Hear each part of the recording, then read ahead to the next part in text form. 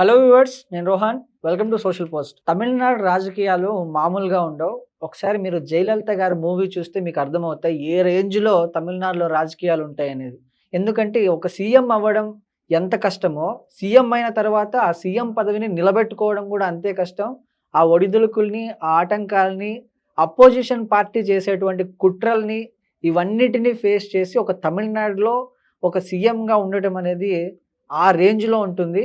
మరి తమిళనాడులో విజయ్ దళపతి సీఎం అయ్యాడు కాబట్టి ఆయనకున్నటువంటి ఆటంకాలేంటి? ఆయన చేయాల్సినటువంటి పనులేంటో ఈ వీడియోలో డీటెయిల్‌గా తెలుసుకునే ప్రయత్నం చేద్దాం. మనతో పాటు హైకోర్టు అడ్వకేట్ రవీంద్రనాథ్ గారు ఉన్నారు. ఆయనతో మాట్లాడదాం. నమస్తే అండి. నమస్తే అండి రోహన్ గారు.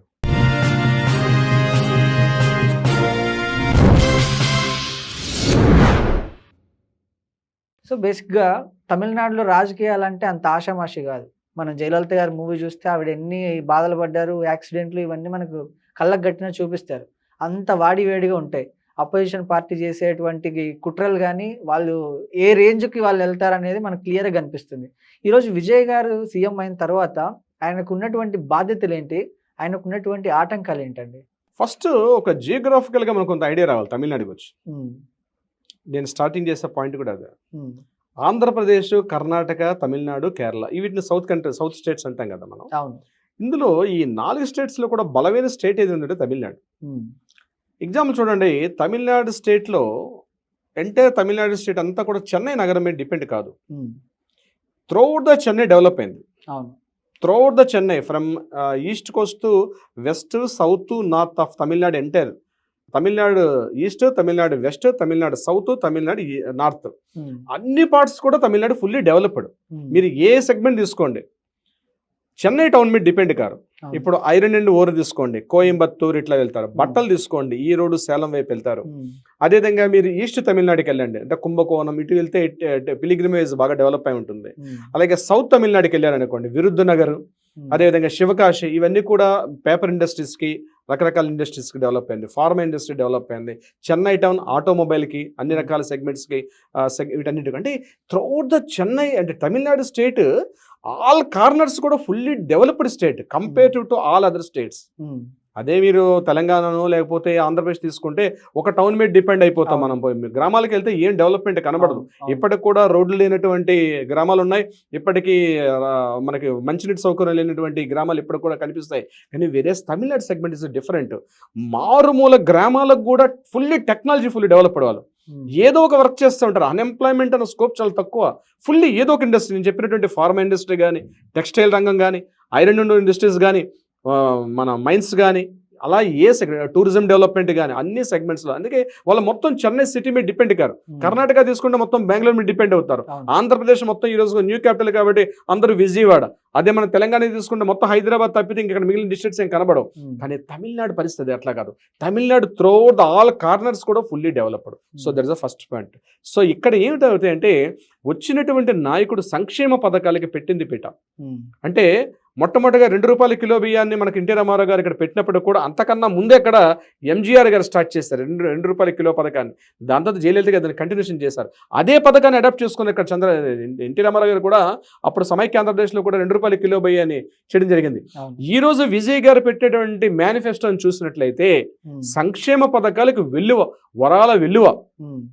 ప్రతి ఒక్క నిరుద్యోగికి 2,500 రూపాయలు, ప్రతి ఒక్క ఉపాధి లేనటువంటి మహిళకి సుమారుగా 3,500 రూపాయలు. ఇక రకరకాల వరాల వెల్లువ. నేను ఆ బడ్జెట్ మొత్తం మేనిఫెస్టోని చూసిన తర్వాత నాకు అర్థమైంది రోహన్ గారు, ఇప్పుడు ఆల్రెడీ 2,36,00,000 కోట్ల రూపాయల డెఫిసిట్లో, లోటు బడ్జెట్లో తమిళనాడు ప్రభుత్వం ఉంది. ఈ రోజు విజయ్ గారి ప్రభుత్వం వస్తే ఆయన పెట్టుతున్న సంక్షేమ పథకాలు కానీ స్టార్ట్ చేస్తే మరొక 1,56,000 కోట్ల రూపాయలు ఉంటే తప్ప ఆ సంక్షేమ పథకాలు అమలు చేయలేని పరిస్థితి. ఆల్రెడీ 3 కోట్ల రూపాయల డెఫిసిట్లో ఉన్నటువంటి రాష్ట్ర బడ్జెట్ని ఈ మూలిగే నక్క మీద తాటితెంకలాగా ఈ సంక్షేమ పథకాలు మరొక 1,50,000 కోట్ల రూపాయల బడ్జెట్ని తీసుకొచ్చి బడ్జెట్ పెడితే ఎలా మోస్తారు? అప్పుల కుప్ప అయ్యే అవకాశం కూడా ఉంటుంది. విజయ్ గారు అంటే ఇల్లు అలకగానే పండగ అన్నట్టుగా కాకుండా రేపు ఆయనకి ప్రతి క్షణం, ప్రతి డే కూడా పెద్ద ఛాలెంజ్ ఈరోజు. ముఖ్యంగా సెగ్మెంట్ ఎక్కడుందంటే ఆయనకి ప్రధానమైన ఇదేంటంటే సంక్షేమ పథకాలు ఇవ్వాల్సిన తరుణం. మీరు చూడండి, ఇంట్లో కుక్కర్లు, మిక్సీలు, వాషింగ్ మిషన్ ఈ కల్చర్ స్టార్ట్ చేసింది తమిళనాడే, అవును. జయలలిత గారి ద టైంలో. ఈ రోజు మనం ఆంధ్రాలో చూసినట్లయితే అన్నా క్యాంటీన్స్ అని వాడుతాం. ఈ అన్నా క్యాంటీన్ స్టార్ట్ అయింది ఇక్కడ తమిళనాడులో, అమ్మ క్యాంటీన్ స్టార్ట్ అయింది. అక్కడ ఎలా ఉంటాయంటండి, మీరు తిరుచిరాపల్లికి వెళ్ళారనుకోండి, తిరుచిరాపల్లి టు చెన్నై అంటే సుమారుగా మీకు 350 కిలోమీటర్ల డిస్టెన్స్. ఈ 350 కిలోమీటర్స్ కూడా అమ్మ బస్సులు బయలుదేరుతాయి. యాక్చువల్ 350 కిలోమీటర్స్ అంటే మామూలుగా ఒక ప్రైవేట్ ట్రావెల్స్ బస్ తీసుకుంటే మీకు 800 రూపీస్ 900 రూపీస్ ఉంటుంది. 100 రూపీస్ టికెట్ వెళ్తుందండి గవర్నమెంట్ యొక్క ప్రభుత్వ రాయితీల మీద. ఇప్పుడు కూడా స్టిల్ నడుస్తూ ఉంటాయి. కుంభకోణం నుంచి, ఊదుకోట నుంచి, అదేవిధంగా కోయంబత్తూర్ నుంచి కూడా అమ్మ బస్సులు స్పెషల్ బస్సులు ఉంటాయి. ఆ స్పెషల్ బస్సులు 100 రూపీస్ 150 రూపీస్ ఇవన్నీ కూడా రాయితీల మీద నడుస్తున్నటువంటి ప్రభుత్వాలు. అవన్నీ కూడా ప్రజలకు ఇవ్వకపోతే ఒక్కసారి తిరుగుబాటు చేస్తారు. అక్కడ విజయ్ ఉన్నారా, స్టాలిన్ గారు ఉన్నారా, లేకపోతే మరొకరు ఉన్నారని చూసే పరిస్థితి ఉండదు. సంక్షేమ పథకాలు ఇస్తే వాళ్ళు ఏంటంటే అక్కడ ప్రజలకి రోజు పాలు పెట్టి జో కొడుతుంటేనే ఆ ప్రజలు అబ్బా మా హీరో అని చెప్పి ఆరాధ్య జోడిగా పూజిస్తారు. తేడా వస్తే రాత్రి పక్కన కూడా వేస్తారు. ముఖ్యంగా తమిళనాడు ఉన్న ప్రజలు అంటే ఎంత ఆరాధ్యం కొలుస్తారో, ఎక్స్పెక్టేషన్స్ భారీ ఎక్స్పెక్టేషన్స్ ఉంటాయి. ఈరోజు పవన్ కళ్యాణ్ గారి సినిమా రిలీజ్ అయిందంటే ఎంత ఎక్స్పెక్టేషన్స్ ఉంటాయి, ఒక చిరంజీవి గారి సినిమా వస్తుందంటే ఎంత ఎక్స్పెక్టేషన్ ఉంటాయి, ఇందుకు 100 రెట్ల ఎక్స్పెక్టేషన్స్ ఉంటాయి. ఒక నాయకుడిగా ఉండేటప్పుడు ఆ నాయకుడు చూడాల్సినటువంటి ప్రజల సంక్షేమ పథకాల మీద అంత భారీ స్థాయిలో ఉంటాయి. ఈ రోజు ఆయన అన్ని రంగాలకి న్యాయం చేయాలంటే ఎంతవరకు సక్సెస్ అవుతారంటే ఇప్పుడు చూస్తున్న బడ్జెట్లో పెరుగుతున్నటువంటి ఖర్చులు. నేను చెప్పాను కదండి, ఎగ్జాంపుల్ ఫ్రీ బస్సులు కాదు, ఈ బస్సులు కూడా ఏదో మిడ్ నైట్ బయలుదేరితేనే కాదు, త్రూఅవుట్ ద బస్సులు కూడా హై టెక్నాలజీ. చెన్నై టౌన్కి వెళ్ళండి, చెన్నై టౌన్లో మీకు లోకల్ ట్రైన్స్ తిరుగుతూనే ఉంటే అందరూ రాయితీ మీదే, విద్యార్థులకు పాసులు ఉంటాయి. అంటే ఎక్స్పెండిచర్స్ ప్రభుత్వం 50% బడెన్ తీసేసుకుంటుంది. అక్కడ దళితుల లేకపోతే వేరే రిలీజియన్స్ కమ్యూనిటీని కాకుండా చాలా వరకు ఆల్ సెగ్మెంట్స్కి ఎంటైర్ త్రోట్లో యూపీ స్టేట్కి ఎన్ని రకాల రైతులు ఉంటాయో అంతగా డబుల్ రైతులు తమిళనాడులో ఉంటాయి. సో టెక్నాలజీ ఎంత డెవలప్ అయిందో పబ్లిక్ కూడా ఎక్స్పెక్టేషన్స్ అదే స్థాయిలో ఉంటాయి. వాటిని రీచ్ అవ్వాలి. ఈరోజు విజయ్ గారు ఆయనకున్న పెద్ద సమస్య ఏంటంటే ఈ రకమైన రాయితీల్ని ఎలా ఈయన ఓవర్కమ్ చేస్తారు. ఇది ఓవర్కమ్ చేయాలంటే ఒకరోజు అంటే కేంద్ర ప్రభుత్వం ఎంతో కొంత అమౌంట్ సపోర్ట్ చేస్తూ ఉంటుంది, కానీ ప్రజల మీద ఎంప్లాయ్మెంట్ క్రియేట్ చేసి కొత్త రకాల ఉపాధి అవకాశాలు అంటే సంపద సృష్టి చేయాలి. సంపద సృష్టి కాకుండా మనం ఎంతసేపు కూడా సంక్షేమ పథకాలు రాయితీలు ఇచ్చుకుంటూ పోతూ ఉంటే ఏదో ఒక రోజు నాడు ఆ బండి ఖచ్చితంగా డ్యామేజ్ అయ్యే అవకాశం ఉంటుంది. సో రేపు మే 7వ తారీఖు నాడు సంతకం పెట్టి ఆయన సీఎంగా నేను మీ జోసెఫ్ విజయన్ అని చెప్పి ఆయన ప్రమాణం స్వీకారం చేయడం ఎంత కష్టమో అంటే ఆ స్టేజ్కి వచ్చేసారు. కానీ దాని తర్వాత ఆయన ప్రతిరోజు సీఎం సీట్లో కూర్చొని సంతకాలు పెట్టేటప్పుడు అసలు మజా ఉంటుంది. ఖచ్చితంగా తమిళనాడు ప్రజలకు ఏంటంటే భారీ ఎక్స్పెక్టేషన్. 50 సంవత్సరాల పాటు పడుతున్నటువంటి ఆ ద్రవిడన్ ఆ టార్చర్ నుంచి బయటకు వచ్చారు. ఇప్పుడు అన్ని రకాల వర్గాలకు కూడా ఆయన సాటిస్ఫై చేయాలి, అన్ని రకాల వర్గాలను కూడా సాటిస్ఫై చేయాల్సిన పరిస్థితి కూడా ఉంటుంది. అవి ఎంతవరకు చేస్తారు, ఎలా చేస్తారు, పబ్లిక్ని ఎలా సాటిస్ఫై చేయగలుగుతుంది పెద్ద టాస్క్. ఎలక్షన్స్ గెలవడం ఒక పార్ట్, ఆ టాస్క్ అయిపోయింది. ఇప్పుడు నిలబెట్టుకోకపోతే ఈ ఉన్నటువంటి పార్టీ అభ్యర్థులు సింపదేషన్ ఎంతకాలం ఉంటుంది, ఒక రోజు ఉంటుంది, 2 ఉంటుంది. ఇందాక మీరు క్వశ్చన్లో అడిగినట్టుగా ఇక్కడ కుట్రలు కూడా బాగా జరుగుతుంటాయి.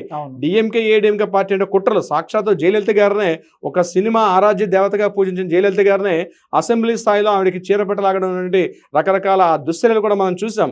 ఎవరిని ఉపేక్షించదు తమిళనాడు. ఎంత ప్రేమిస్తారో అంతగానే తేడా వస్తే అట్లనే చేస్తారు. కాబట్టి విజయ్ గారికి ఇది నల్లేరు మీద నడక మాత్రం కాదు, ఇది పెద్ద టాస్క్. చూద్దాం ఏం జరుగుద్ది, ఎట్లా చేస్తారు, ఎట్లా తీసుకెళ్తారు. ఖచ్చితంగా ఒక డిప్లొమాటిక్గా ఉండడం అనేది ఎలక్షన్స్ ముందు రావడం వేరు, కానీ రేపు వచ్చిన తర్వాత ఇంప్లిమెంటేషన్స్లో పెద్ద పెద్ద టాస్కులు ఉంటాయి. ముఖ్యంగా డిఎంకే ఏడిఎంకే ఈరోజు ఏదో ఓట్ల శాతం తగ్గింది, ఆ అభ్యర్థులు తగ్గారన్నప్పుడు కూడా స్టాలిన్ గారు ఓడిపోయారని ఏదో మనం సంబరాలు చేసుకుంటాం. కానీ ఆ స్టాలిన్ కానీ మరొకరు కానీ చిన్న చిన్న వ్యక్తులేం కాదు.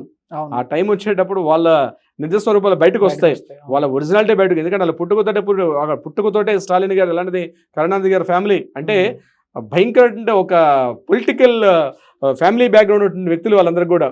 ఉదయనిధి ఇంకొక ఇంట్రెస్టింగ్ పాయింట్ ఏంటంటే ఇక్కడ చెప్పాల్సింది మీకు రోహన్ గారు, విజయ్ గారు యంగ్ చాప్. ఇప్పుడు అపోజిషన్ ఎవరు, డిఎంకే అపోజిషన్. డిఎంకేలో యంగ్ చాప్ ఎవరు, ఉదయనిధి స్టాలిన్. ఇద్దరు యంగ్ చాప్సే. సో ఒక న్యూ ఇయర్ స్టార్ట్ అవుతుంది, ఇది కొత్త శకం స్టార్ట్ అయింది. అంటే స్టాలిన్ గారు ఉన్నారనుకోండి, ఈయన చూస్తేనేమో ఒక 45-50 ఏళ్ళ వయసులో విజయ్ గారు ఉంటే ఈయనకి అపోజిషన్ లీడర్ ఏమో 70 ఏళ్ళ వయసులోకి వచ్చేసారు. స్టాలిన్ కూడా 60-70కి వచ్చేసారు. అందుకే స్టాలిన్ అంకుల్ అని పిలిచేవాడండి మన విజయ్ ప్రచార సభల్లో కూడా. కానీ ఈయనకి ఆపోజిట్ ఇప్పుడు స్టాలిన్ గారు ఓడిపోవడం, ఉదయనిధి స్టాలిన్ ఇప్పుడు మన చెప్పక నుంచి ఆయన విన్ అవ్వడం వల్ల ఉదయనిధి స్టాలిన్ ప్రతిపక్ష అపోజిషన్ లీడర్ అవుతాడు. ఈయన ఒక సినిమాను చూపిస్తుంది. ఈరోజు తమిళనాడు ప్రభుత్వం, తమిళనాడు అసెంబ్లీ రేపటి నుంచి మనం చక్కగా ఒక మంచి ఫుల్ ఎంటర్టైన్మెంట్ సినిమా కనిపిస్తుంది. ఎందుకని ఇతను యూత్ లీడర్, దీనికి ఆపోజిట్ ఉదయనిధి స్టాలిన్ కూడా అతను ఎంగ కుర్రాడే. అవును. ఇప్పుడు ఆపోజిట్ ఇక్కడ అపోజిషన్ ఉంది, స్ట్రాంగ్ అపోజిషన్ డిఎంకే. ఆ ఉదయనిధి స్టాలిన్ ఇప్పుడు ఆయన కూడా ఒక టైం, ఇప్పుడు ఆయన కూడా ఉదయనిధి స్టాలిన్ ఒక మంచి ఛాన్స్. తండ్రి అక్కడ లేడు, అక్కడ ఫాదర్ లేడు, స్టాలిన్ లేడు అక్కడ. సో కుర్రాడికి ఇప్పుడు అపోజిషన్ లీడర్ ఆయనకే ఛాన్స్ వచ్చింది. ఇప్పుడు ఆయన ఎలా చేస్తాడు? సో అపోజిషన్ ఉదయనిధి స్టాలిన్ ఎలా ఎదుర్కొంటాడు అంటే ఎక్స్పెక్టేషన్స్ న్యూస్లో ఈరోజు మనం మొత్తం చూస్తే 5 పేజీల న్యూస్ విజిట్ ఉంటే లాస్ట్ ఎక్కడో ఉదయనిధి స్టాలిన్ కనిపిస్తుండొచ్చు. బట్ రేపు అసెంబ్లీలో టాస్క్లు ఎలా ఉంటాయి, ఈ సంక్షేమ పథకాలు ఎలా చేస్తారనేది మనం వేచి చూడాల్సిందే రోహన్ గారు.